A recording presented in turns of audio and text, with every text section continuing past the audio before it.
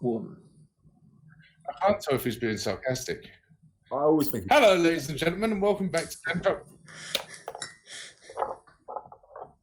Hello, ladies and gentlemen, and welcome back to Dem Drunk Blokes Does Delta Green. With me is Frankie playing at Mr. David Hawkins. A little bit fucking irate, may I add. And obviously our handler Hamhock. We have poked one body into some sort of submission, and we are about to poke some remains.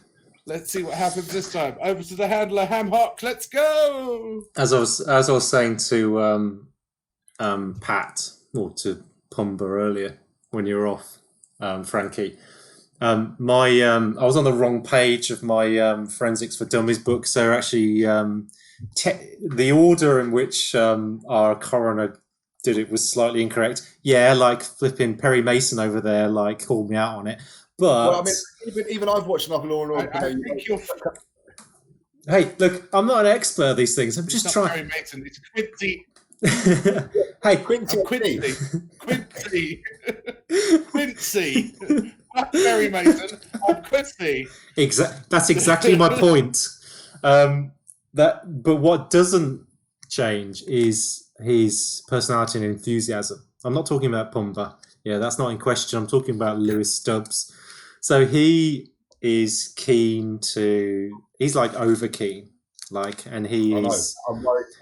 That wasn't just me making up for the shortfall on being on the wrong page of my fucking Forensics for Dummies book.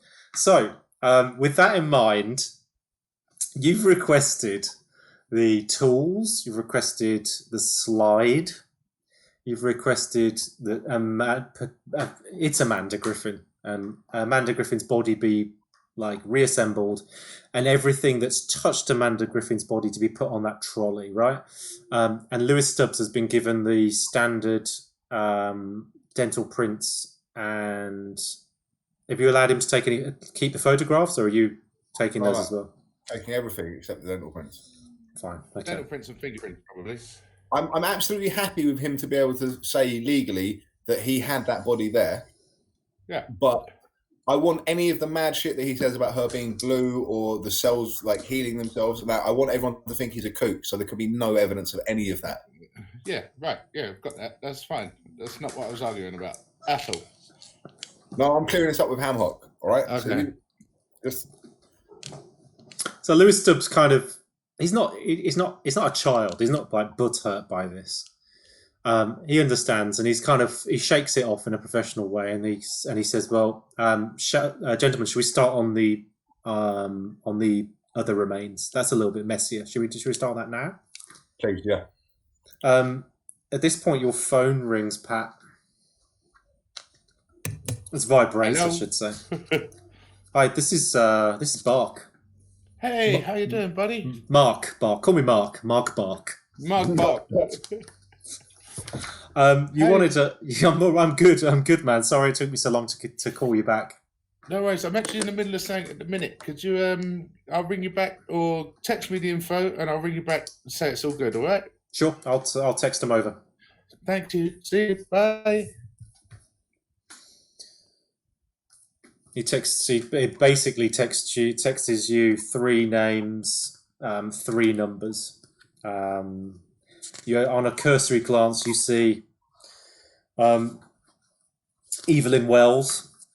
You see, let me think. That's our paid up, man. Evelyn Wells is going to be her. You see. Oh, there we go. He's got to think while he thumbs through this book. Yeah. No, it is.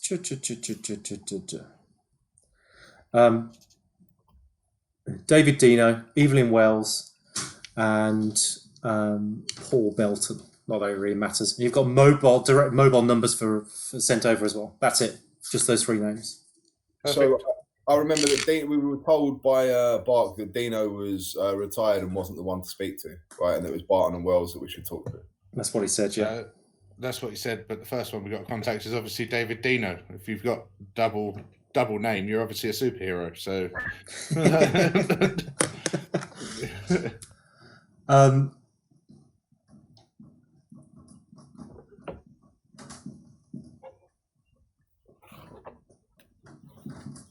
how many bags? This body. How many bags is this body in? Like roughly, what am I seeing? You can only see 3, believe it or not. You and Stubbs have both seen the photographs. Remember, Stubbs showed you the photographs of the body kind of degrading or whatever it is. Yeah. And that's you talk about that to Lewis Stubbs while he wheels the trolley round into an area that you can work on. And he's like, yeah, I know. This is literally all that was scooped up. And again, in a slightly enthusiastic, if not morbid manner, he's like, there was a... We believe from the photographs that we don't believe there's anything missing, because we've got a record of where the body of like where the body degraded down into. So it kind of melted. Let's call it melted for argument's sake, into this kind of glassy blue-black blob. And there's a bucket which is bagged up, and there's like a half pail bucket which is bagged up, and there's a foot that you can see that is bagged up with a little bit of leg, and there is a hand with a bit of arm which is bagged up. Is the bucket full of like blue glass? Yeah, it's like, if you imagine kind of like shark slop that they'd chuck to try and draw the sharks in during a hunt. Chum, Chum, but blue. Real kind of like there's a real theme going through here. Is it like resin? Is it like hardened to? Correct. Yeah, it's he pulls that one out first, just cuts the bag off and leaves the bag in place, but with an open top. And it's kind of, I think, Blackpool rock now. The whole bucket has kind of settled into something a little bit more crispy and slightly sticky, but ultimately like a glassy, kind of crystallized, easily breakable. He kind of plunges a kebab skewer. He's got a kebab skewer there because he likes to make kebabs on the slab. The slab kebab.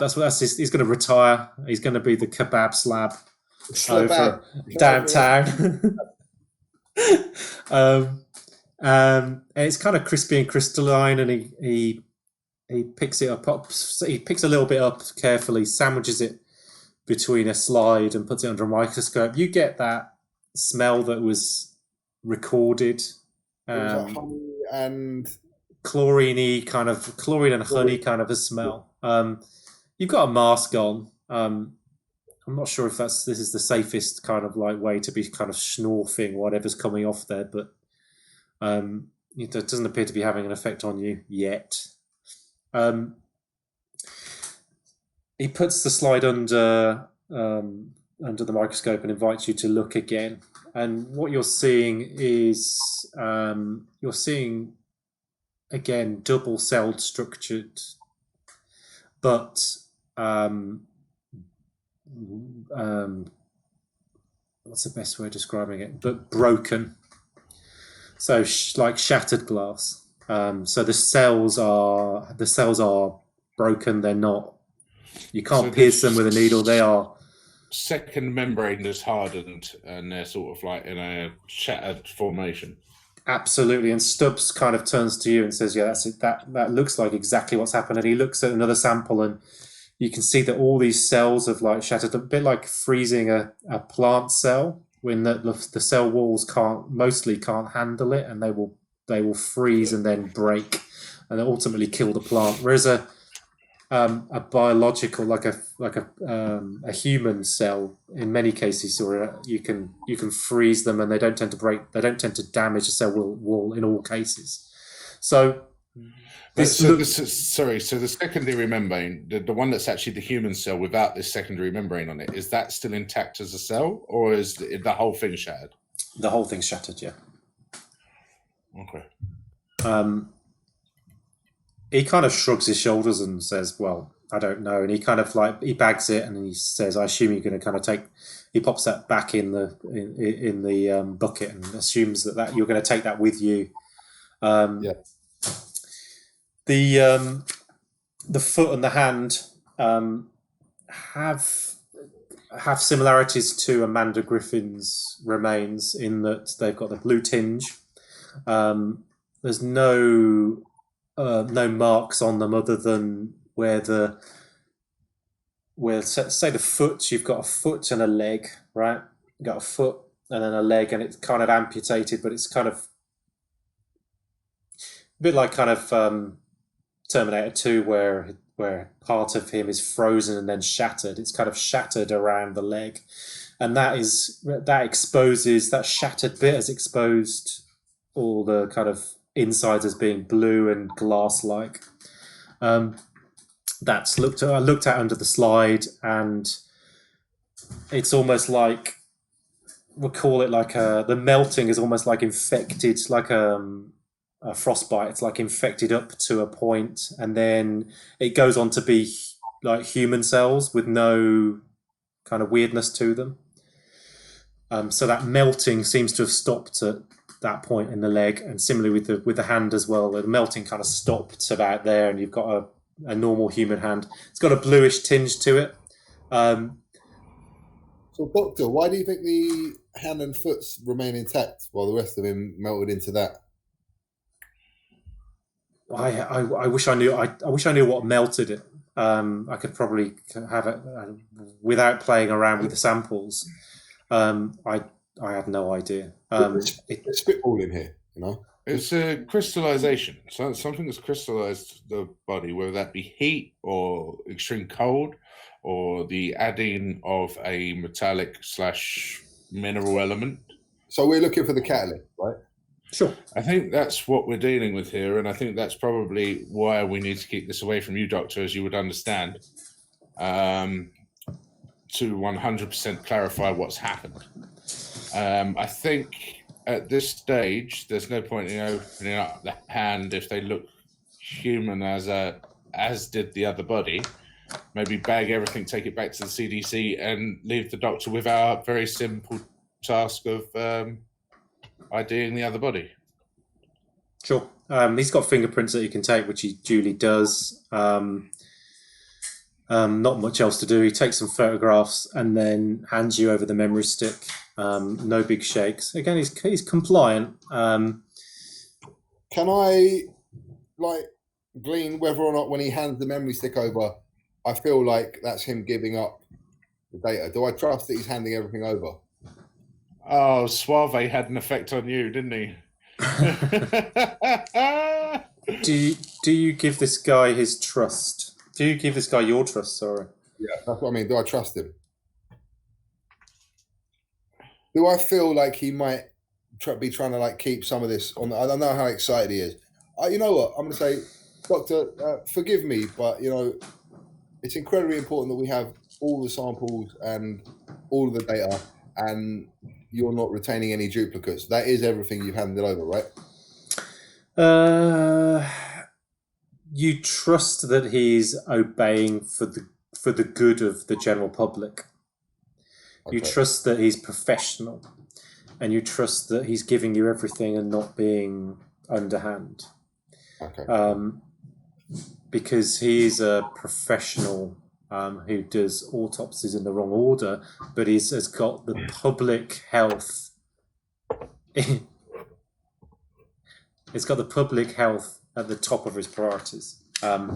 It's not quite the Hippocratical oath, but he's a pro, right? And he's just disappointed that he didn't because there's a lot on the news. It was like a high profile case. He's disappointed that you can tell he's a bit disappointed that he's not involved, because it's kind of like it's professional for local people. It's a marquee job. He gets murders, of course he does, but this is like something a little bit more professionally interesting. Okay, so Doctor, I think we've probably wasted enough of your time. We'll let you get on with IDing that body. Are you arranging for a secure vehicle to collect this, or? If maybe, Doctor, you go and start your search for the identity, we will stay in the room and arrange the pickup of the remains. Well, I can't leave you in here on your own, only because I'm responsible for what goes in and what goes out, and I need to make sure it's all signed for. But I can. Well, you can stand at the door if you really want to. I mean, Is there that fucking cat again? Oops. Is there a problem with me being in the room? Do you want to talk about something when I'm out of earshot or something? Yes, you're very astute, Doctor. That is exactly what I want to do. So while we're having the conversation, I'm just going to phone Roberta Kane. So he goes into room 24, which is just the adjacent room to room 25 that you're in, and just sits down. There's a terminal in there, and he's doing what he needs to do. Well, it's doing the only thing he's allowed to do. But there's no button for a intercom speaker or anything like that he's using to hear what we're saying. You can't see anything in the room, though. You need to keep your voice down just in case the walls aren't very thick. But he's in another room now. Okay. So, I just want to peruse over the bodies while sure. Hawkins is making his call. So I'm going to phone Roberta Kane. Hello, my darlings. How you doing? Hey, Roberta. Not too bad. The bodies have been released to the medical examiner. We just had a quick look over them. And do you remember I asked if you would be able to store the remains and the evidence for me? Sure. The bodies are interesting, aren't they? Don't you think? Say that again? The bodies are very interesting, aren't they? Yeah, they are. What did you make of them? If you want to talk, we'll talk in person. But right now, could we just arrange for them to be picked up by secure transport? Where are you going to be at, say, 2:30? Oh. The question is, where do you want me? Let's do this. Sorry, let's do this before we go and meet Suave, because I think we might be tied up for a couple of hours. I'm working out of the office out of West Seattle, which is only like half an hour's drive away. So, I can be nearby if you need me to. Do you want to meet up and discuss the case? Do you feel like there's some stuff you want to share? Why doesn't she come and pick the bodies up with the secure transport, and we can debrief her on the way to their secure transport? Something along those lines. Do you want to? Do you want me to arrange to book a room at the Shinomis medical examiner's office where you are at the moment, and we can just sit down and go through the case. I don't tend to drive secure vehicles, but I'll arrange for a secure vehicle. Do you come with? What do you want to do about vetting the driver, or are you going to be using the vehicle yourself? Where are we going to be able to? Where are we storing them? We have a shared secured facility at the Swedish hospital. In there, we can take live people. We take people who are infected with whatever emergency that we've got, and we can quarantine them within the building. So we've got half a floor there, so we could put the bodies in there and not worry about them, and no one would bother you. How secure is it? It's key carded. It's level 5 security, so it means not even the director of the hospital gets access to it. Only CDC. Yeah. Are they secure to store live people in and basically lock them in and keep them there? Roberta, let me put you on speakerphone. Speakerphone. Roberta's on speakerphone now. Yes. Is it? You mean? Could it be? Hi. Yeah. Good classic question from you, Pat. So you're asking whether it could be a jail? Yeah, basically, just in case these things come back alive. If I was to lock you in, if I was to put you in there, you wouldn't be able to get out without a key card. So it's not quite a jail. But... I've got the 2 bodies that we're looking at right now, and someone else that needs to go inside one. We'll be there in a little while. You say someone else? Oh well, I won't. Do you know what? Never mind. I don't want to know. So we've got cold storage. We've got cold storage. We've got ice. Secure transport. I need to just I need to make prior arrangements before you arrive. So I've got cold storage, I've got ice storage, and I've got like ambient storage. I've also got contained like positive air storage as well. Do you know? Well, at the moment, from all what of the we're looking above. at, these have been stored in just general cold storage and have not done anything crazy. The hidden room was ambient stored, so there was nothing crazy going on there. That was positive air. Yeah, that's what I'm saying. So, but what I'm saying is like nothing's happened to them between here and there. The only thing that's changed is our finger. So that's been stored in a general storage. It's not been cold. It's not been hot. It's not been anything. But it was positive air when it was in holding at the other end. So positive air is probably the one that keeps it docile, and then cold air probably kills it, maybe. Especially if they come out at night and it was cold. I don't know. I'm spitballing. Okay, so Roberta, we want the positive air. We need to keep these things cool and ideally keep them like contained. So the positive air will be fine. I'll arrange the fastest I can probably sort it is. What's the time now? It is 9 o'clock, 10 o'clock. 9 o'clock. The fastest I can arrange is probably for like 11. Yeah, give me a couple of hours just to arrange for that to happen. I'll tell you what, if you can arrange the secure transport, we will. When you mentioned vetting the driver, it suddenly occurred to me I've got no way to vet your drivers. So there's only one person I'm going to trust to drive this stuff as transport. I've got people who won't ask any questions if that's what you're after. I'm sure you have, but it's fine. I don't mind. I'll drive it. Cool. Okay. Fine. Good. I'll arrange for one of my guys to drop it and then make his own way back. Expect that at 11. They have a west door in that facility, I think. Yeah. So we'll make sure that's we've seen that, so that's fine. I don't know how she knows there's a west door. Just made that up. We'll meet you there, Roberta. Right? So you'll be at the hospital when we arrive. Correct, yeah. I won't be going to Snomish. I'll send the vehicle to you at the Snomish Medical Examiner's office. You deal with whatever you need to do with the vehicle, and then you drive to Swedish, we won't get there until about 1:45, probably. What? We've got to pick up the other body. No. Let's get this lot in there, and then we'll go deal with that, which we can add to that later. I haven't decided. I thought we'd just make one drive, innit? Just slowly. Yeah. Yeah, okay. I'm up for that. I'll throw him in the back with the rest of it.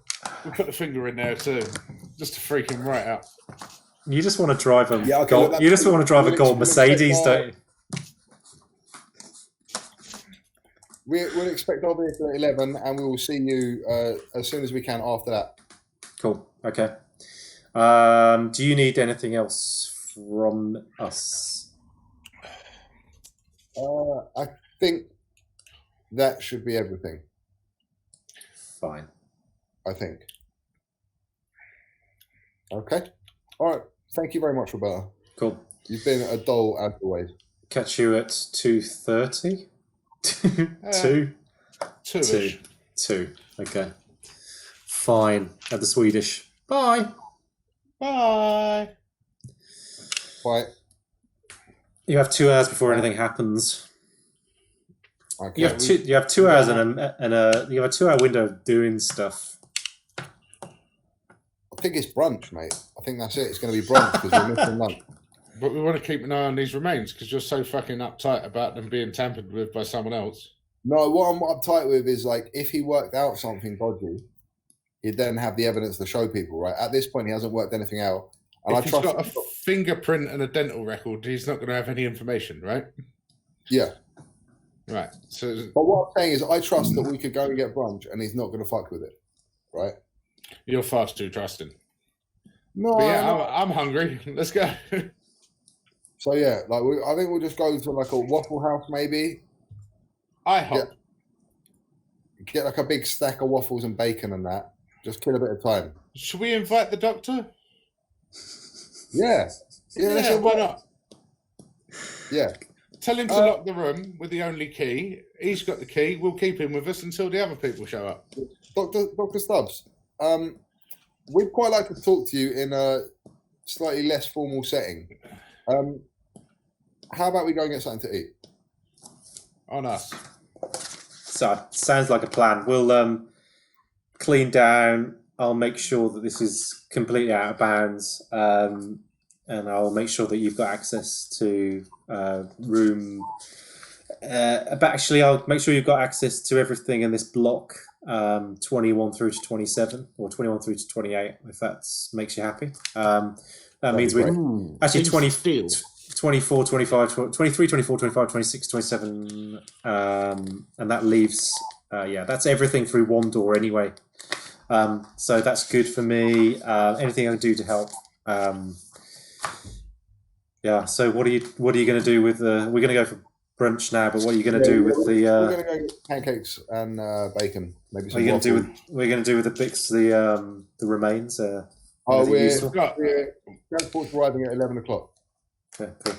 I've sent off the fingerprint and a scan of the teeth because that doesn't take very long, and we should hear back after brunch, I imagine, after a couple of pancakes. Excellent. So you strip down. Well, you can go out in your over scrubs if you like, if that floats your boat. You strip down. Can't you just like tear them off if they're them paper ones? Yeah, go crazy, like a tragic striptease. So you just nip out for breakfast. You want to walk me through it, or you're literally killing time until 11. I wanted to kind of like try and feel Stubbs out a little bit more. So see if he can be a friendly. Yeah, exactly. So okay. I'm going to say to Stubbs, you ever work on any other sort of out there cases before? Anything a bit wacky? No. Long story short, no. And you have to excuse my lack of concentration earlier. This is from a professional perspective. This is a very, very exciting case, and one shouldn't put their excitement in the way of due process, particularly in a forensic setting, because it's my job to get to the bottom as to whether any laws were broken, whether there is anything untoward on the bodies. But to be there at the scene, to see what we saw, which was something very unusual, and for it to be in the media as well, and really for me, only for a few people to really have seen how odd the whole situation is unique for me. Normally things are kind of normally I work on 4-day cases. You get the report, so you get the body. It's different for you, right? This is exciting for you. This is engaging for you. What aspect do you find more exciting? Is it the limelight, the media, the cameras? Not at all. It's discovering something that I've not come across before. So, what's your background? Like, have you always been in biology and medicine? Yeah, I've done lots of things, but yeah, mainly. So let's talk about mutations. So you get natural mutations in children and babies' development when you see mutations which are not like very pleasant and like it can be congenital or whatever, but then you see mutations which in babies and young children where it's fascinating. It moves science on, and it helps us to improve the treatment and the understanding of why, and so we can treat how it happens. And when my job is kind of a bit further down the sausage machine, so to speak. So I'm getting nearly everything post-mortem, and I'm getting a window in many cases into something that happened. And there's a few key ways that the bodies have died. When they arrive at me, you could open up a book maybe not autopsies for dummies, but you could open up a book and you could look and you could find a cause of death. Yeah. You could find whatever you're looking for. You could ultimately find someone who's come across it before.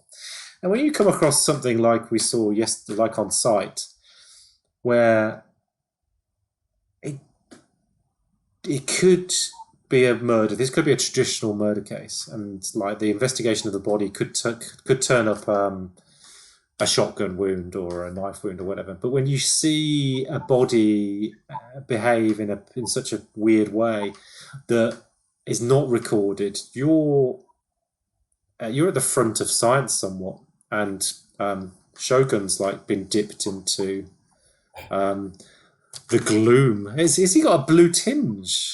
I know. That's weird. It's got a slightly blue tinge to He's been affected. When you find something that's just not been recorded, I've had a massive power failure. I'll be back in a second. 1 second. Okay, listen. So from a professional perspective, this is super exciting. I want to record it. I want to investigate it. I'd never want it to be a crime. I never want it to be something unlawful. In this instance, it's fascinating, absolutely fascinating, and it doesn't make sense. It just doesn't make sense at all. From a professional perspective, it's very, very, very interesting. So you're mainly focused on the how, right? Being involved in forensics, but you ever ponder the why? Well, that's the detectives' jobs. That's the criminologists and the psychologists, isn't it? I don't have a lot of interests in the whys. That's maybe why I've managed to get to Shogun's having fun there. That's why I've managed to get to where I am in my career, I guess, in that I don't worry, I don't get clouded too much about how we got to this point. What I want is for this point to reveal itself backwards. And I want it to be evidence-based. I don't want it to be like, it's a crime. It's a crime of passion that caused him to stab. I want to look at a body and know that it's stabbed. I want to know what was used, and I want that to be just clear evidence that can be recorded. And then when someone's done something wrong, they can be charged effectively. And similarly, when nothing is wrong, it's just a natural death. I want those who love that person to have some sort of clearance. They want to have some sort of idea of maybe what their loved one went through, and some reassurance that it wasn't underhand, or that it was natural, or that maybe there need to be warnings that person needed to have better health care or need to look after themselves better or whatever. Sound like you really found your calling. Yeah, it's if you love what you do, you can excel at it. I won't lie. Most of my job is paperwork and bureaucracy, and the process, and me and my team processing just lots of people. Lots of people get born, and lots of people die, and most of it is not suspicious and not weird, and not violent. And I don't revel in like looking through the bodies of violent crime. It's tragic and awful. This case appeared violent, but it didn't appear to have a human hand. It seemed to have, no pun intended. No, there was a human hand. It was in one of the bags. Are you sure? It didn't appear to be at the hand of a psychopath or a robbery or whatever. It's just far more interesting. Yeah, I will have another coffee, thank you. Yeah, so he takes another top up of his refill of his filter. So when you said you've never seen any sort of weird cases before, are you just adhering to the whole confidentiality thing, or is this like you must have seen some funny stuff, right? You've done this a while. I've seen a lot of violent unexplainable accounts. No, a lot of the time it is explained through circumstance, context, and evidence. So even in the case where I'm finding bodies, a good one is like when bodies are washed up, and you're tasked with looking to see if a person could drown, right? If they're at sea, for 10 days, they'd basically just be one huge white balloon. But if you knock someone out and then threw them in the sea, and they get washed up 10 days later as a huge white balloon, don't you think that everyone has a right, that dead person has a right to the investigation, has the right to kind of know if there's anything behind or anything covering up? Yeah, no, of course. Because someone could be culpable, right? Someone could be guilty. So there's never anything, apart from this case, there's never anything unusual. A lot of the time, there can be odd coincidences, like a person getting murdered and pushed off a bridge and then hit by a car. So you can get like multiple layers of evidence you need to pore over in the autopsy.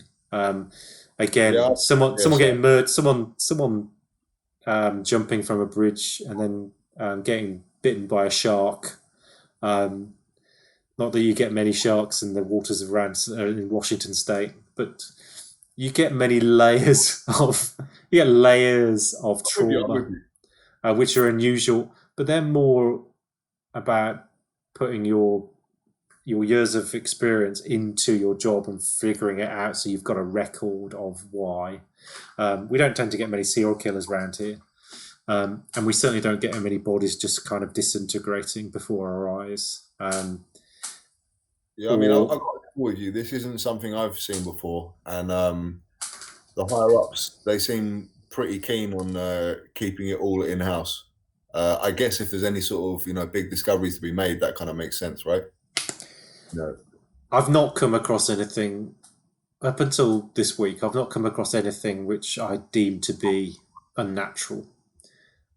But as it's in my face, I can't help but feel like I want to find out more about it. Listen, I'm going to put in a really good word. It may well be that some sort of special team is formed to investigate this stuff, and I'll put your name forward because you've really impressed me, and it seems that the thing you're most interested in is knowledge. The acquisition of knowledge. Yeah, well, I appreciate that, my man. Cheers. Okay, there we go. Well, before we leave, I wouldn't mind a takeout coffee. Can I grab one of those? Yeah, nice. Yeah, cool. Thanks, boys. I appreciate that. It's from you, or am I paying for my bag of jewelry? Stubbs. I don't think they accept bracelets here. It's fine. Stubbs turns to Pat and also acknowledges, says thanks for putting a good word in and anything I can do to help because of this kind of extraordinary situation. And certainly, the most important thing for me is public safety. So anything I can do to help with research or just keeping the public away, just let me know, okay? You know what? I was a little bit worried, when we first got going, that you didn't understand how important it was that, this isn't sort of public knowledge. The fact that you understand that side of things is really important. It's great. I'll tell you what, I'm so impressed with you. I'm going to let you sit on the front seat on the way back. Pat, come on, you always get the front seat, Pat. Don't do that. Come on! The only other person to get a front seat was a dog. No way than offering someone the front seat. Yeah. Right, so we are heading back to the medical examiner's, stomachs full of diner food. What's that rolling around in the back? Could I run out first and check on my finger? You can. So before you drive. How's the finger doing? It's not as animated as it was, but it's doing things in slightly slower motion.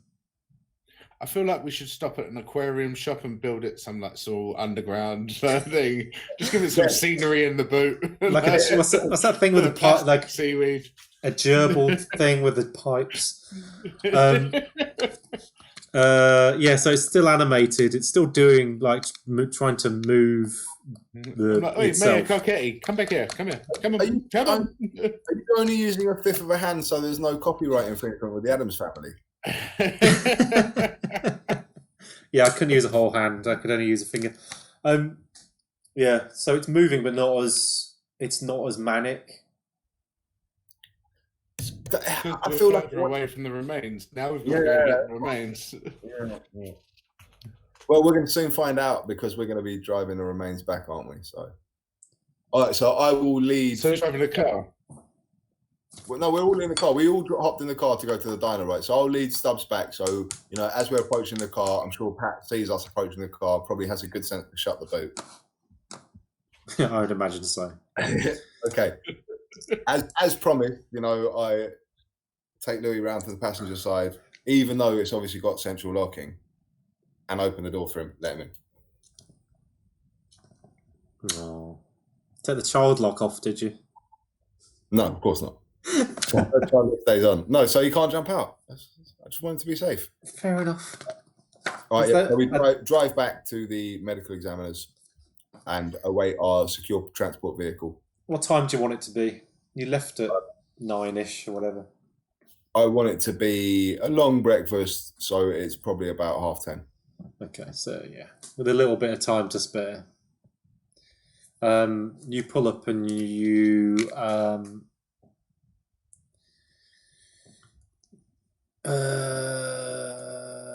should we address this? You pull up.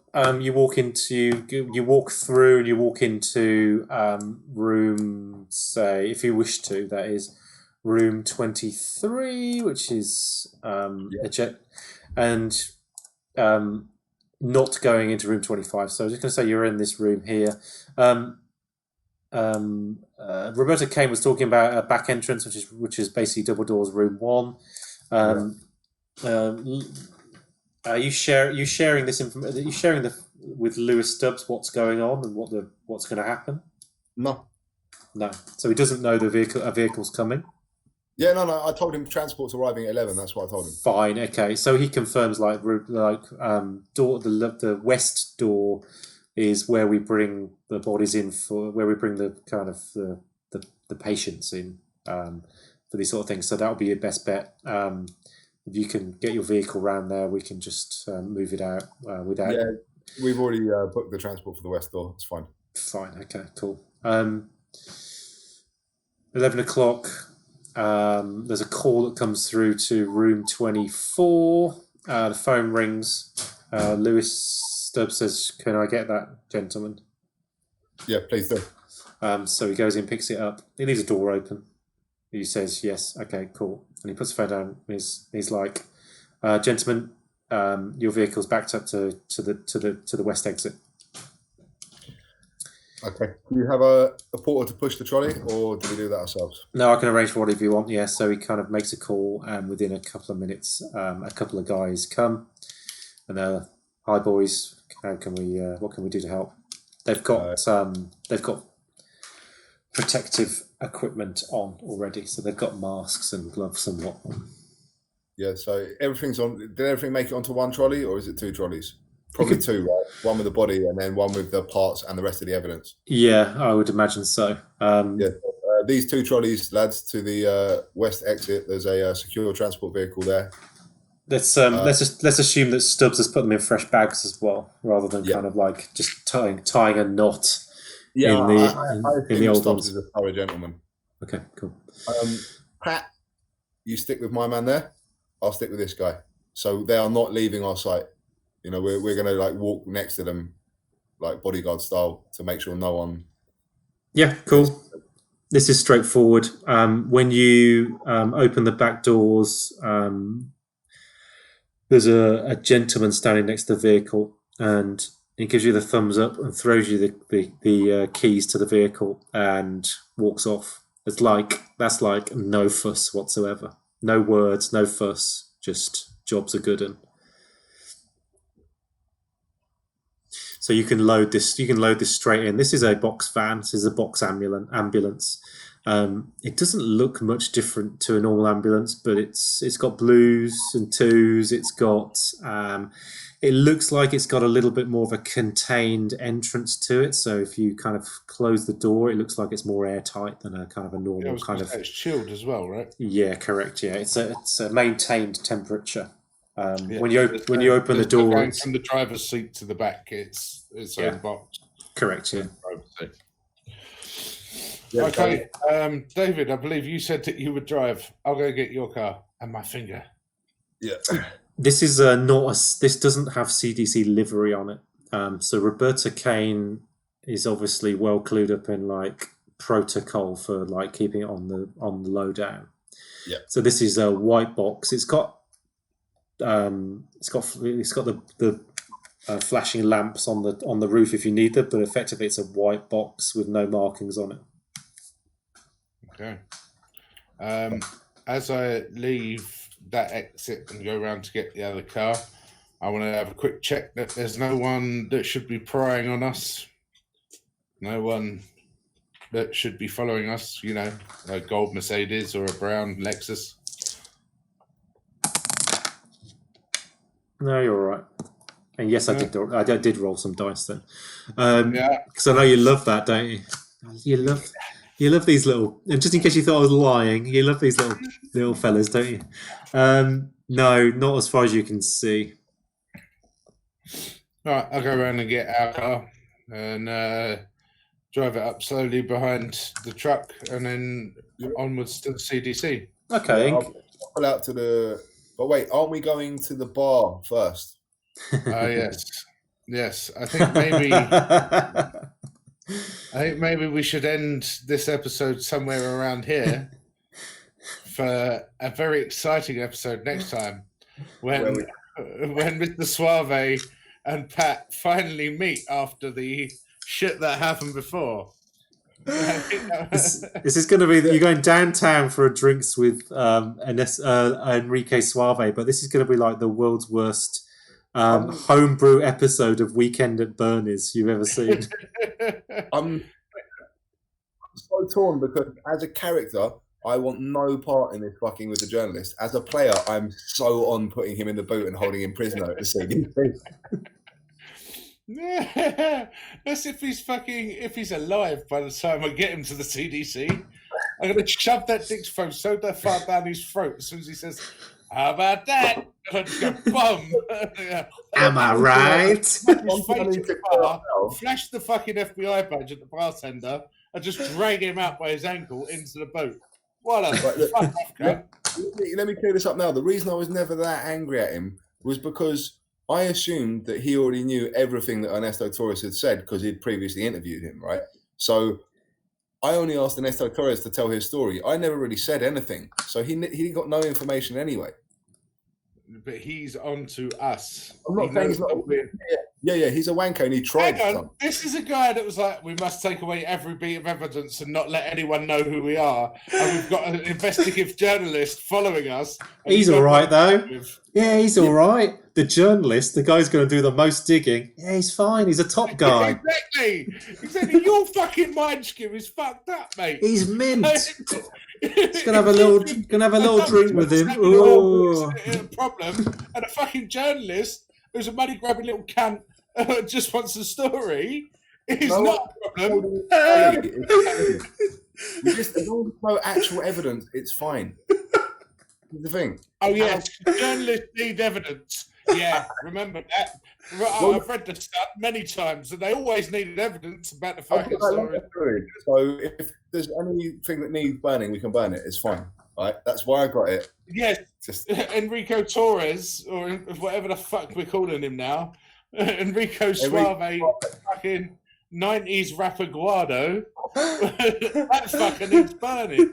Anyone we've met, he's the only cunt that needs burning. Because no one else has a fucking clue what's going on.